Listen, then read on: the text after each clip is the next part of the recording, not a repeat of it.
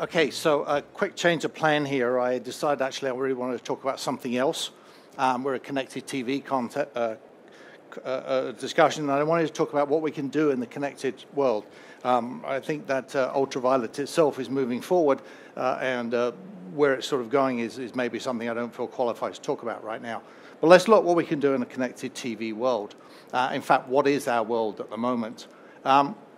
We've got a lot of devices now that connect to the internet, capable of internet connections, where it's the TVs themselves or it's devices attached to them, such as Blu-ray players, set-top boxes, and so on. And we do find that consumers are connecting those devices. They're hooking them up to their wireless or to their Ethernet ports. Now, an interesting thing about this is I was talking to a maker of Blu-ray players last week, and it was not Sony. And he was commenting that only 23% of their Blu-ray players were connected, and his argument was, well, people don't want to connect their devices to the internet. I think really what's more significant there is how many people have got something connected to the internet. If I look at my living room, and obviously a bit of a nerd, I've got a TV that's connected, a Blu-ray player that's connected, a Roku box, a small PC, and in fact my AV receiver is even connected and can stream music. So the question there is how many of the consumers actually have something connected. We can see from various statistics that these online services to watch video content are very popular. If we look at the network utilization for a video, it's very high. And in fact, an interesting thought there is that given the percentage of people that are watching content on the internet versus watching linear channels, and also given the amount of the bandwidth available that's being consumed by video at the moment, I think you can very rapidly see that the infrastructure we've got at the moment for the internet will not possibly sustain everybody moving across to online watching, and I think therefore the whole notion of linear channels is safe for a while. So it's here. Wide selection of content, different ways of accessing it, whatever you want to do. You can buy it. Ultraviolet is a good way of doing that. You can rent it. Sky, Amazon offer rental. You can subscribe to it. Netflix is a good example of that. You have a subscription and you can watch as much as you could possibly can see in the time available to you. And you can do it by watching ads. Crackle is a service that Sony Pictures has put up, and it's got some great content in it, and it's driven entirely by ads that are in the content itself. And a big technical breakthrough I think we've seen in the last few years is really the use of adaptive streaming. Adaptive streaming is where the bit rate required by the video is varied, so that as the network gets constrained, it gets congested, the bit rate goes down. And the big thing there is that you're sitting watching the video, and whilst the quality may decrease slightly, you're not getting that little round spiral of death that is going to cause you to switch to something else. And of course, the real question here, the thing we haven't got to yet, or we're only getting to at the moment, is really, is it more engaging than linear? In other words, are we just simply moving a different way of accessing the same content? Well, certainly a question you need to ask yourselves, and this is not a rhetorical question. I wouldn't dare to answer it for anybody, is does the content need to be more engaging than linear, or is it just simply enough that you've got more accessibility to it? If we look at what we do in our house when we're watching TV, and generally we're actually paying attention to the stuff we watch because we're fairly selective, but there will be times when we grab the second screen and we start looking up stuff. Shazam is a great thing as far as I'm concerned.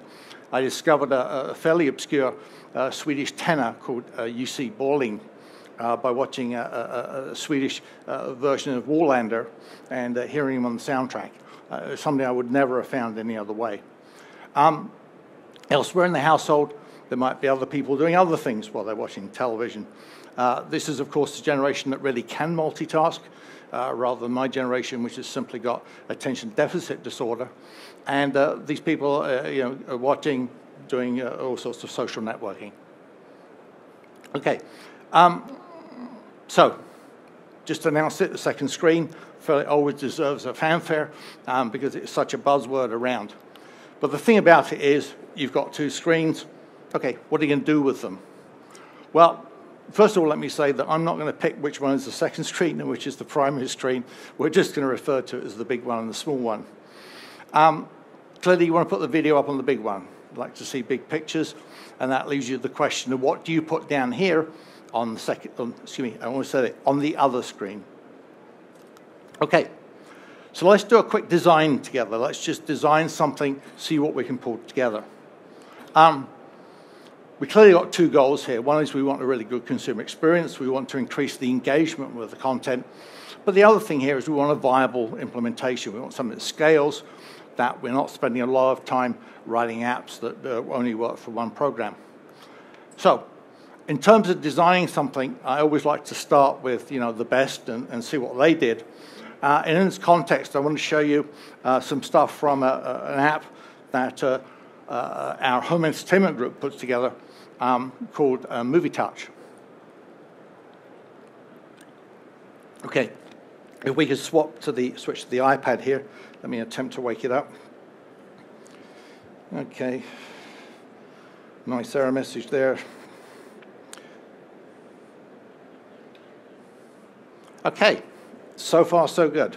All right, so this is the Movie Touch app, and just introducing you to it. Along the bottom, we've got a series of extras. It's sort of the same sort of stuff as you might see on a Blu-ray disc or a DVD, but more of them. And it comes in various forms, images, deconstructions of the set. So you can see there little fun facts, a 3D turnaround. And I'll demonstrate all these at the moment. And actually, out on the end, you can't see it because it's grayed out, is social networking interaction. And coupled with that is something called Clip and Share, which allows you to select clips from the movie and share them with your friends across the social networking apps that are supported. I've got that turned off at the moment because it does require an internet connection, and I'm far too sensible to try and do a live demonstration that involves having a live wireless connection. There's other things associated with, other features associated with it, bookmarks, a content manager, because it's a downloadable thing. You can choose what you download and what you stream. But let's go back to it. So let's start playing the app, and I'm actually going to start a little bit into it.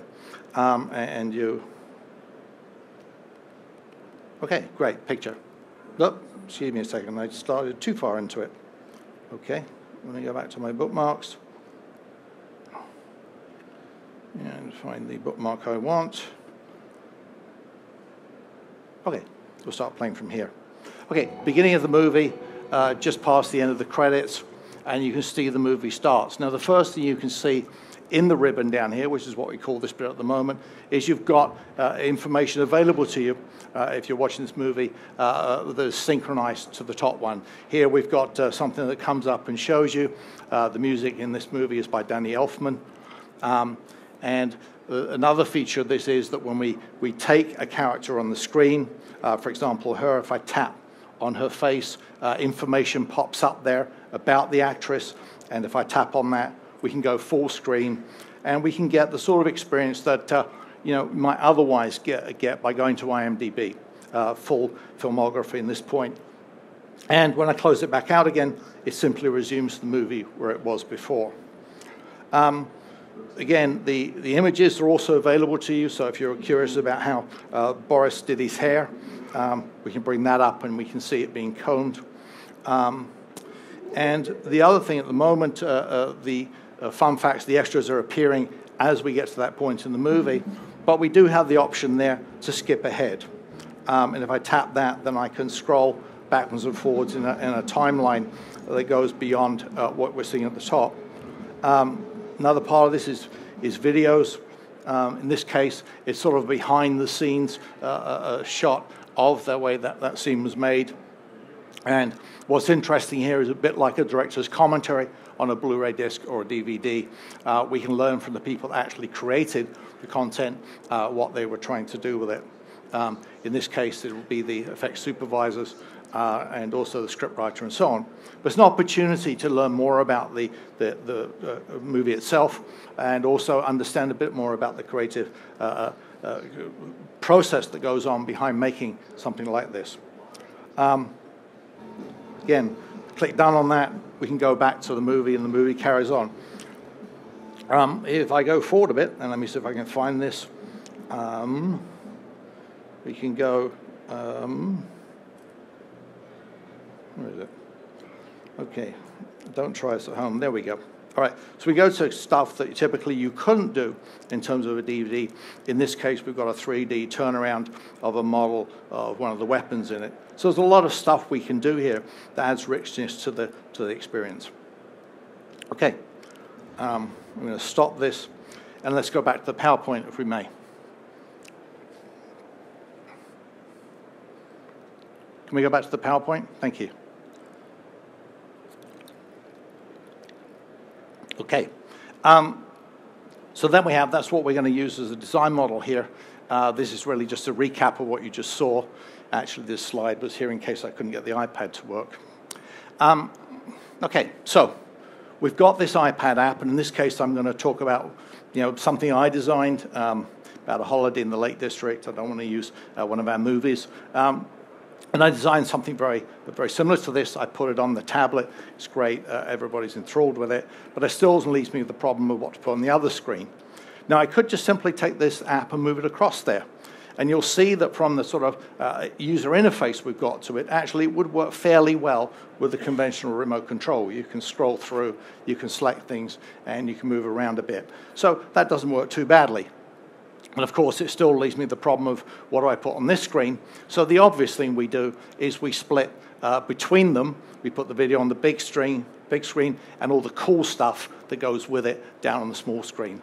This is great because you can, everybody in the room can enjoy the video, and only those people who are interested in what's going on down here can pick up the second screen and look at it. So we're doing pretty well so far.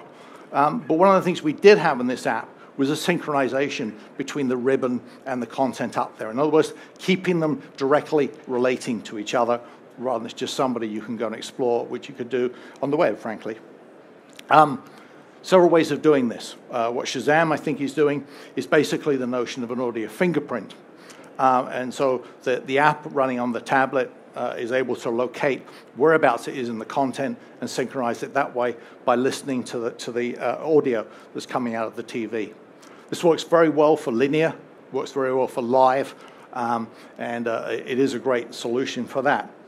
But from my point of view, I'm looking at stuff that's streamed, it's on demand, it might be downloaded, and it is not necessarily live. So one way of doing this actually is just simply do the sync and the control over the local network. And if you've got a player there, Blu-ray player, some sort of media server where the content is, then you've got the three pieces you need to do it: the second screen, the main screen, and the player. However, chances are, a connected world, we're more interested in doing this from a cloud service of some sort, Netflix, Ultraviolet, whatever. And in that case, we get an interesting interaction now where the user with the tablet can go find something that's really good to watch. They select what they want to watch, and they pull down a URL to the video and pass that URL across to the TV. And the TV at that point goes back up to the cloud service, requesting the video using that URL, and it starts to stream to the main screen there. And what we've got now is we've got the same sort of thing as we had before. We've got the video and the extras split across two screens. We've got synchronization here. We've got control. And all of it is coming through the cloud service there. So, in fact, it can be refreshed at any time you want. So this is not dissimilar from what we've got on the market today with, I'm sorry, I jumped ahead. All right, challenge with this. Biggest challenge with this, of course, is we've got multiple platforms on the tablet. We've got many cloud services, and we've got many brands of connected devices. The Movie Touch app I just showed you is actually an app on iOS, and it's coded specifically for that platform. So if we were to put it on another platform like Android or Windows, it would really have to be ported across, essentially recoded. If you look at the sort of what's on your connected TV, you'll find multiple services. In the US, it might be Netflix, Amazon, Crackle. and so on. And each one of these has created an app that's running on the TV itself. And that means that if you've got your app on 200 TVs, you may have had to create 200 different versions of it, which is not really scalable and certainly not sustainable if you want to do that across lots of content. So, solution is we need to get something standardized. Google has addressed this. The Chromecast dongle is now available, and that works in conjunction with a dongle you plug into your TV and content access through a Chrome browser on your device. And to the extent you're prepared to use the Chrome dongle and you're prepared to use Chrome on the tablet itself, then this is going to work very, very well, and it really follows exactly the same model as we just talked about. You request the content from the cloud, you move the URL across to the Chromecast dongle, and the interaction from that starts the video. However, really does tie you into the way they've done it. Even with the Chromecast SDK being made available, there's still the question here that how do we do that if we want to break away from that? Do we want everybody to have a Chromecast dongle or build one into their TV set? What we're looking for is an open standard solution, and that to us is now HTML5. We're right at the beginning of the place where this is useful, but we are seeing this becoming available on many devices and platforms. We're seeing many applications for connected TVs being built using HTML5. This, of course, cuts down the amount of problem having them on multiple devices. And most important from my point of view is the studios are starting to deploy interactive extras packages using HTML5. But still a couple of problems here. First one is that not all platforms are implementing all aspects of HTML5. So we do need some sort of a common agreement as to what part of it everybody will implement so that you can at least have a baseline that you can tell a device will support. And of course, you can then use discovery about the features of the device to go further than that. But another problem that's occurring at the moment is really the fact that at the moment, protected premium video has to be distributed primarily using a plugin to the browser. And that's because we do want that content to be protected. We do want it to be encrypted. And the standards at the moment are not quite at the point where we can actually do that through a completely open browser. There needs to be some sort of DRM or content protection that is handling the keys and therefore also handling the decryption. So we're close. We have a way to go. That really is all I want to talk about, although just let me make one observation that struck me as I was putting this together. I talked here about an application that you might want to build that kind of mimics the sort of experience that you get on a DVD or a Blu-ray, takes it further than that. We've seen it on the MovieTouch app.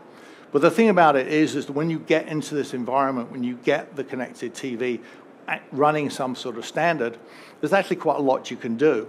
And another thing that you might want to do is if somebody's watching a video and they've got the other screen available and they tap pause on it, well, you could just freeze a picture up on the main screen. Or you could use that as an opportunity to give them something else. I mean, if who's